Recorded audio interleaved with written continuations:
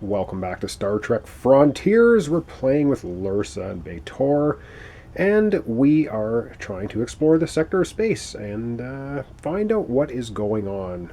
And a couple of things that I haven't mentioned up till this point that I need to mention now. The four cards that you're supposed to remove from the deck if you're playing solo are the Inner Light, Telepathy, Data Virus, and Energy Flow. This is from the Undiscovered deck. These get out of the deck because they are cooperative cards. And the other thing is the big stack of space exploration tiles. The last three are red. One of them is the mystery we're looking for, and the other 8 that go on top are numbered 1 to 8, and in that specific order for the first reconnaissance. All right, so we're going to begin. We start with Lursa B'Etor get to have their turn. One thing I have to remember, when we start our turn on a space dock, which we are on, we do get 1 white crystal for our turn. So I don't want to forget that. That's why I put it out there on the board. And our hand, this time we have the Lursa B'Etor card, which is pretty awesome. If we power it up, we get to play another card at the higher, stronger effect. And the effect gains +3, so we may be looking at doing that. I think we're going to try and generate a lot of move this turn, do a lot of exploring. We're still in round 1. We only have a couple of cards left to pick up. So, with that in mind, let's go over to, I guess I'll call it the play area, under the data core board, and we'll start playing our cards. And remember, we do have the 1 white crystal available to us this turn. All right, looking at the board, what I want to do is I want to generate 11 movement. That sounds just about impossible, but I think we can actually pull it off. We're going to start by playing the Lursa and B'Etor card at the maximum ability. It says, when you play this card, play another action card with it and gain the stronger effect of the card for free. So how we're going to do this card is we're going to take the 1 data die we get to use from the source, and we're going to power it. We're going to turn it into a blue because it can be blue, gold, or red. So that gives us the stronger effect on the Lursa and B'Etor card. We get to play any other card now, and we get the stronger effect of the card. So we're going to go ahead and we're going to use full speed ahead, the gold one, for move 4. So now we have 4 movement. And this one, I'm going to use the white data crystal as a blue, because white is kind of the catch-all color, to power up this card. That gives us 4 movement. So now we have 8 movement.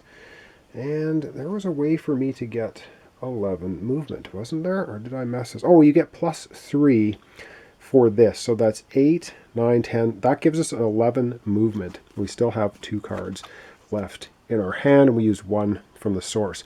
All right, so to reiterate on the card here, when you play this, you play another action card with it, which we did, and we get the stronger effect, and we get +3 for movement for it. So what's going to happen here basically is this card is going to give us 4 + 3, 7 movement. Then we powered up Explore for 4 more. So we have 11 movement. Why do we need 11 movement? Let's go back to the main board with the tiles, and I'll show you why I wanted to have 11 movement. All right, the whole thing with first reconnaissance is we want to explore as quickly as possible. We have 4 full rounds to do it in, but if we can do it quicker, then why not? So I have generated 11 movement. Now, so I'm going to show you what I'm going to do. It takes 3 to go into a nebula. So that would be, we're going to go 3, and then we're going to go 4, 5, exploring here, more 5, 6, 7, 8, 9, 10, 11, exploring here. We're going to do it in order though. So that's going to be 3 movement and 2 more to explore here for 5. And when we, of course, explore, we take the next tile. It's going to be tile number 4, I believe. Yes, number 4. And it has a Romulan Marauder. It has a Star or Outpost. It also now has a Cardassian outpost, a Cardassian station, and a black hole. and it will be situated like this. All right, so there's a bunch of stuff we need to do. Of course, we need to grab off the tiles, the top Romulan, and we have, I believe that's disruptors, 4 defense, 3 regular attack with disruptor attack, and worth 3. So that shows up here. We also have a Cardassian base, and we're not going to look at that unless we go adjacent to it, which we're not. And a black hole. Of course, black holes, you can't move in them, you can't move through them, you can't do anything about them. That's 5 movement. Then we're going to go 6, 7, 8, 9. So we're ending our turn on a red research station. So we'll get a red data crystal at the end of our turn, which is awesome. And the last 2 to make 11 movement, we're going to be exploring this space. And what do we have here? This is course number 5. We have another space dock, a blue research station, another marauding Romulan, and we have an M-class world. And this will then fit in like that. Again, things we need to do. We're going to be putting the rampaging Romulan on here. Biogenic weapons this time, 5 shields, 3 attack, and worth 3 fame for there. We'll get into the details of them if and when we attack them. Now what we need to do, so I'm running out of breath. We're going to take a look at the Cardassian space station, and then we're going to take a look at Class M planets, because there's information that we need to deal with. All right, I'm going to turn the camera off. I'm going to find that's not a Cardassian, it's a Dominion starbase. Whoops, let me come right back and we'll take a look at those. All right, so the first tile we revealed over here with a Dominion starbase. Oops. It's not a Cardassian, it's Dominion. And what does it mean? Dominion starbase, when revealed, place a Dominion starbase token face down. This is revealed when a ship moves adjacent to it. We haven't done that. While undefeated, it can be assaulted. You gain reputation -1 when you assault it. If successfully assaulted, mark it with your faction token, move onto it, and gain 1 undiscovered card as your reward. And I think at this point we're going to reveal the 3 undiscovered cards. And it's while it's defeated, any ship can recruit crew with the Dominion starbase icon and buy undiscovered cards here. Undiscovered cards can be bought for 7 diplomacy plus 1 black data. Wow, those undiscovered cards are awesome, as you'll see here in a second, because what I want to do is we are now going to reveal the top 3 undiscovered cards, and we'll give these another quick shuffle. And this all has to do with the first reconnaissance mission as to how you do this. In a regular game, you would just automatically have 3 of these revealed right at the start of the game, but we're going to do them now. All right, first one is revealed. Whoops, as I throw it in the ground. Oh man. All right, this was the first card as it fell on the ground. Advanced range. So for gold, we power it with gold. During the long range attack phase, double all of your long range attack values. Wow. And if we power with gold and a black, superior range, same as the basic effect, so doubling your long range, except that during the long range attack phase, each of your normal long range attacks is also considered either a photon pulse attack or a photon torpedo attack, your choice. Wow, that is super powerful. That is the first undiscovered card. The second one, I don't throw them on the ground, is Restoration Blue. So we power with blue mana, heal 4. You may spend any number of these heal points to repair instead. So heal/repair, pretty good. Or Rebirth, using a blue, I called it mana, sorry, blue data, too much Mage Knight, blue data and a black data. Heal 4, you may spend any number of heal points to repair instead. In addition, you may ready up to 4 levels worth of crew members. Wow, that's also extremely powerful stuff. And the last card, Warp Manipulation, gold and gold and black. So gold, when you play this, spend 1 to 5 move points and move 1 revealed space on the map for each point. You must end your move in a safe space. Moving this way does not provoke enemy tokens. So you can move adjacent enemy tokens, and every space is only worth 1 movement point. Wow, very powerful. And Perfect Cloak. Ooh, that sounds like something Larissa and B'Etor would like. Play this during your space combat. If you enter combat with at least as many unspent move points as the number of enemies you are facing, skip the shields, and assign damage phases of this combat. Wow, that is super powerful, but these are super powerful cards. All right, so that's what's available. I just thought I would bring that up now as we reveal Dominion Starbase. Up next, we revealed a Class M planet. Well, what does that mean? All right, let's take a look at the Class M planet card. We can recruit. Crew with the Class M planet icon can be recruited here. We don't have any right now, I don't think. And we repair heal. You can buy 1 point of repair or heal for 2 diplomacy here. Now remember, you got to be adjacent to it, not on top of it. All right, what else? Train. It says, when a Class M planet is revealed, put the top card of the Advanced Actions deck face up in the crew offer. Advanced Actions in the crew offer can be bought at any Class M planet for 6 diplomacy. All right, so we're going to do that. All right, so going along with the crew recruitment offer is going to be the top card of the Advanced, and it's the Riker maneuver. Okay, target enemy gains attack -3 for the rest of the turn. That's pretty cool. Target enemy gains -5 for the rest of the turn if you power it with red mana. So that becomes basically part of the crew offering, and you can spend, I think it was 6 diplomacy, is that what it said? 6 diplomacy to gain it when you are adjacent to a Class M planet.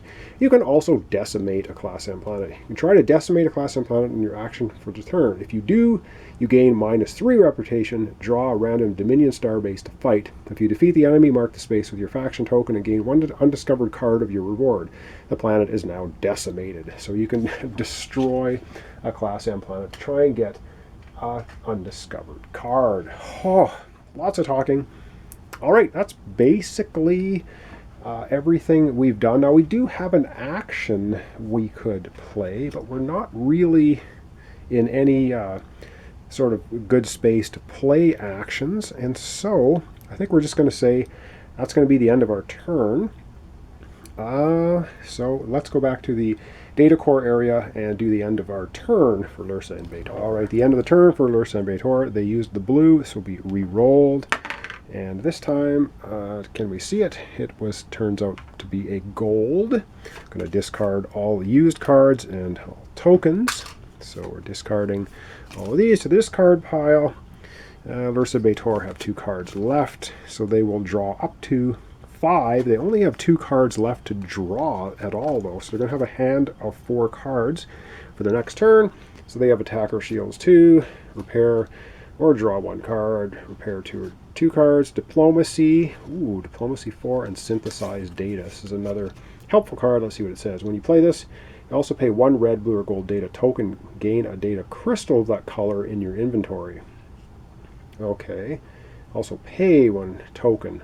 We need to have a token to be able to pay it, but we can be able to do that. And if we power it up, gain a red, blue, or gold data crystal to your inventory. So these are the cards Lursa and B'Etor are going to have for their next turn. Okay, I think everything is done okay for end of turn. Of course, we haven't recruited anybody yet to our crew. Lursa and B'Etor are flying by themselves at the moment.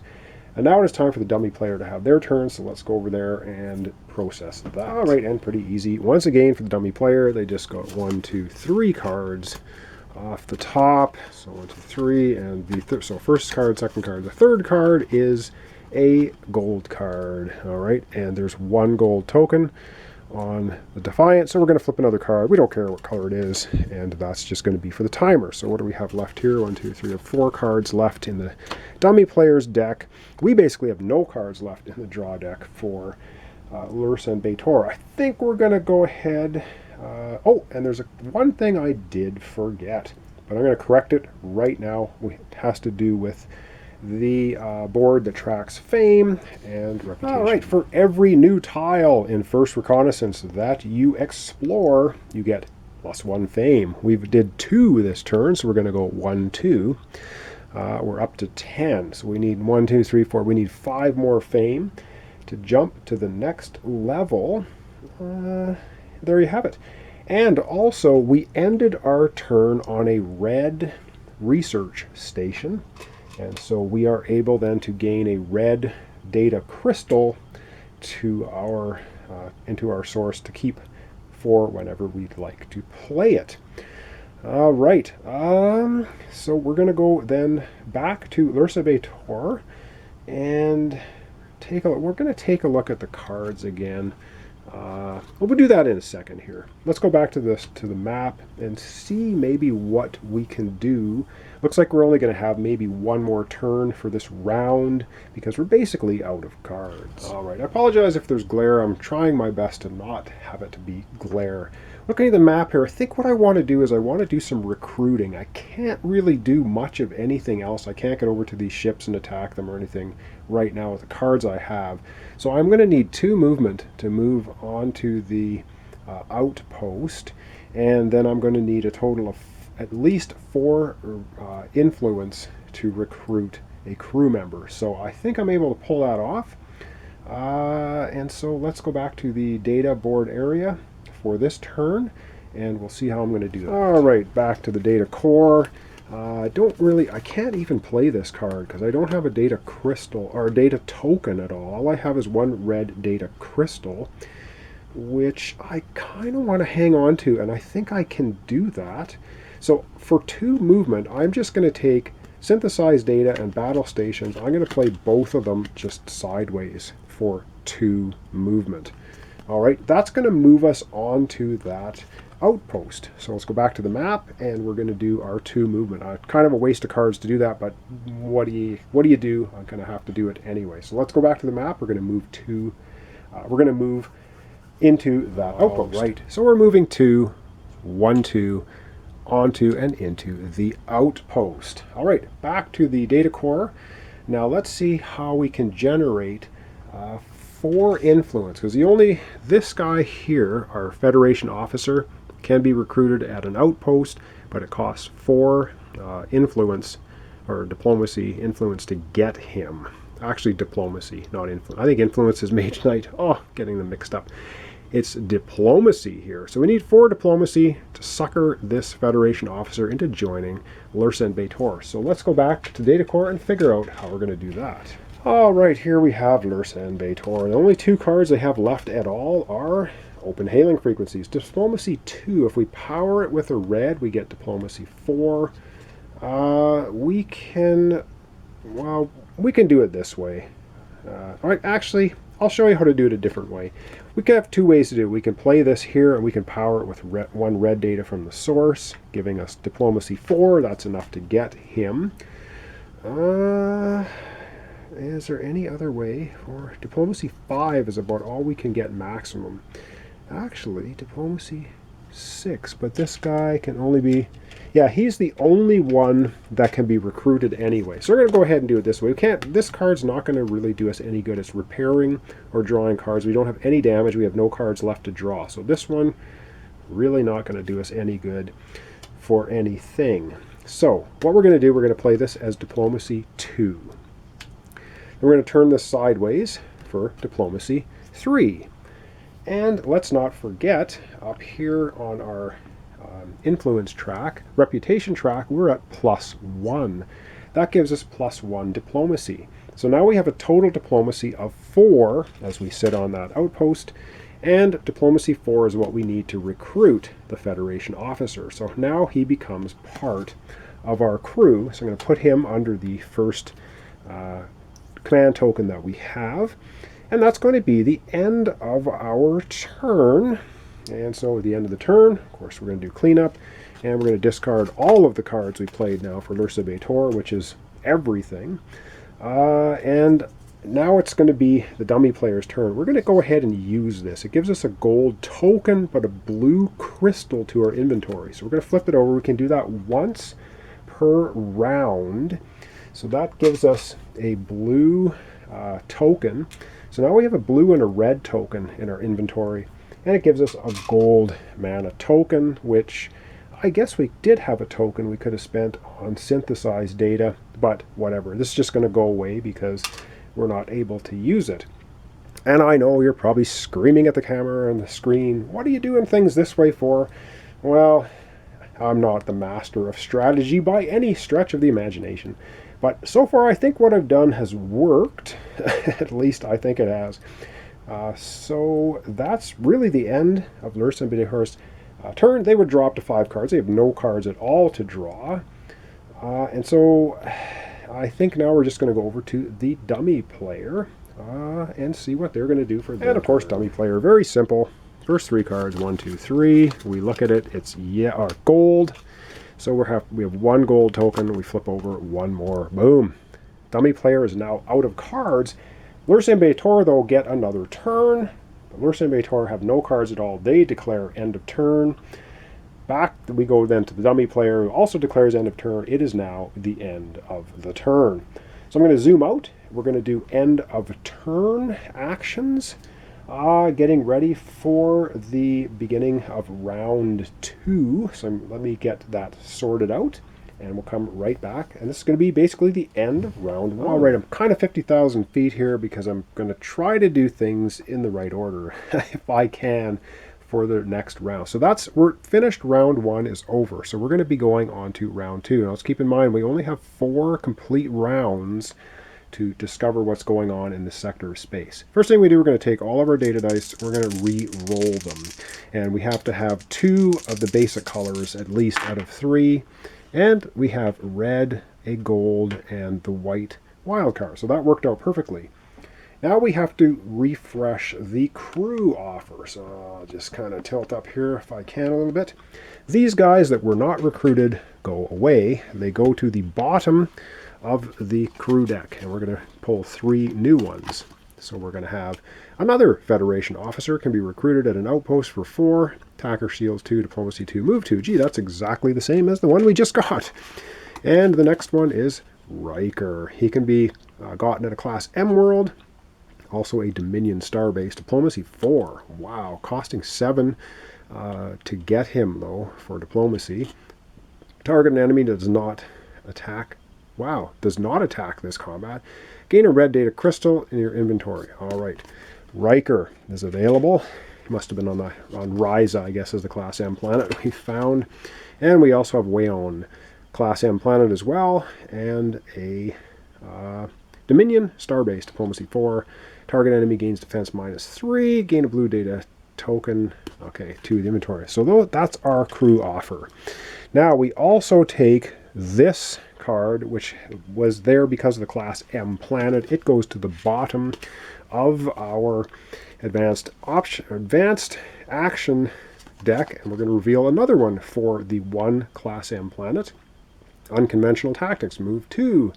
Add +1 to your first attack card of type and +2 to your shields card of any type whenever you play first this turn. Okay, and then it's move 4, add 2 to your attack or 4 to your shields. Wow, okay, that's pretty good. That can be gotten for 6 diplomacy at a Class M world. Wow, okay. These cards are going to go away. These are the 3 advanced... oh, sorry, they are not going to go away.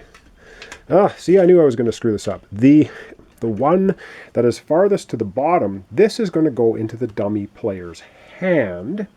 Okay, that goes into the dummy player's hand. That's how that works. These 2 are going to shift down, and we're going to reveal 1 new advanced offer, repair and transit.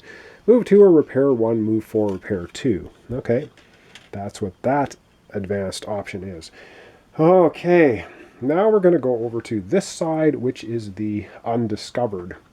We're going to do the same kind of thing. We're going to take this undiscovered. This one is a gold, so we need to take a gold data crystal, and we're going to add that to the USS Defiance card over here, if you can see everything. So now there's 2 yellow and 1 red over on the card offers, just on the edge of the screen. This one goes to the bottom of the undiscovered cards. The other 2 are going to shift down, and we're going to get 1 more new one off the top, which is this one. System access, a red card. Target enemy loses all resistances this combat. Long range attack 2 if you power it with red. If you power it with red and black. All enemy lose all resistance this combat. Long range attack 3. Alright, that's an undiscovered card. I think I've done everything right. So what I'm going to do now is I'm going to shuffle all of the cards for the USS Defiant. The dummy player, we're going to shuffle all the cards for Lursa and Beitor. So I'm going to do that off screen. Then we're going to come back. Lursa, Beitor are going to draw 5 no, then we're going to choose tactics. So let me just go ahead, shuffle all those decks, and we'll be right back here in a second. Okay, shuffling's done. We also refresh any tokens that we used for the round. So we're going to refresh this one. Will it be available for round 2? Okay, what else have I forgotten? All right, and had we used any crew members, they would also get refreshed and active for round 2. And now we need to draw tactics for round 2. So Lursa and Beitor, they get to choose the first one. So we'll look a little more closely at them this time. This says, when you take this tactic card, discard up to 3 cards, including damage. I guess we do draw our 5 cards immediately. So we can see what they are. 1, 2, 3, 4, and 5. Again, trying to do things in the right order, probably messing some things up. So this is Lursa Beitor's hand of 5. They have 5 cards. They get synthesized data, battle stations, explore, attacker shields, and gain a data crystal. Ooh, long-range photon torpedoes. Good stuff. All right, that is our hand. So we can take ambition, which guarantees we're going first. We can take 2, and you take this tactic, discard up to 3 cards, including damage. We don't have any. From your hand, and then draw that many cards, shuffle your discard pile back into your ship deck. Okay.